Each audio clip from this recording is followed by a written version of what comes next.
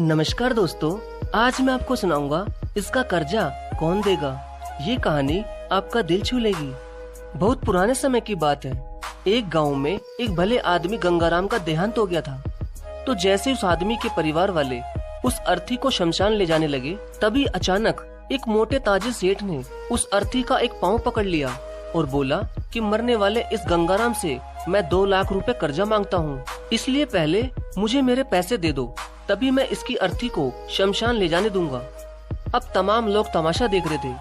तभी उनके तीनों बेटों ने कहा कि हम तुम्हारा कर्जा नहीं देंगे, पिताजी का कर्जा पिताजी जाने, और वैसे भी अब वो तो इस दुनिया में ही नहीं है।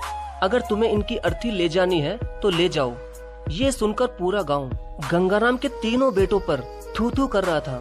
अब गंगाराम के तीनों बेटे उस कर्जे को देने से पीछे हट गए।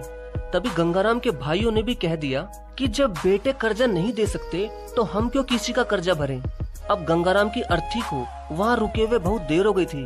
तभी ये बात गंगाराम की इकलौती बेटी तक पहुँच गई, तो वो भागी भागी अपने पिताजी की अर्थी तक पहुँची। तभी उसने देखा कि उसके पिता की अर्थी का एक पाँव किसी बड़े सेठ ने पकड़ रखा था। ये देखते ही उसने आंखों में आंसू लिए, अपना सारा जेवर और जितने भी पैसे उसके पास थे वो उसे दे दिए, और फिर उस सेठ के आगे हाथ जोड़ते हुए ये कहा कि सेठ, अगर ये सब जेवर बेचकर भी आपका कर्जा पूरा ना हो पाए तो मैं खुद आपका सारा कर्जा चुकाऊंगी, मगर इस समय मेरे पिताजी की अंतिम यात्रा को मत रोको। तभी उस सेठ ने गंगाराम की अर्थी का पाँव किसी और को पकड़ाकर उसकी बेटी के पास आकर बोला कि मुझे माफ कर दो बेटी, दरअसल बात ये है कि मुझे गंगाराम से 2 लाख लेने नहीं बल्कि देने हैं। गंगाराम ने 3 साल पहले मेरी कुछ मजबूरी पड़ने पर अपनी एक जमीन बेचकर मुझे ये 2 लाख रुपए दिए थे, और वो तो इतना भला आदमी था कि मुझसे 1 रुपया भी ब्याज नहीं लिया। और आज जब मैं गंगाराम के रुपए लौटाने आया हूँ तो मुझे खबर मिली कि उनका तो देहांत हो गया।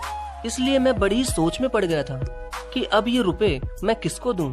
इसलिए मैंने ये खेल खेला ताकि गंगाराम जी के ये 2 लाख रुपए घर के एक ऐसे सदस्य के पास जाएं जो वाकई में उनको प्यार और उनकी इज्जत करता हो। और बेटी, आज तुमने ये साबित कर दिया कि अपने माँ बाप को एक बेटे से बहुत ज्यादा एक बेटी ही प्यार करती है।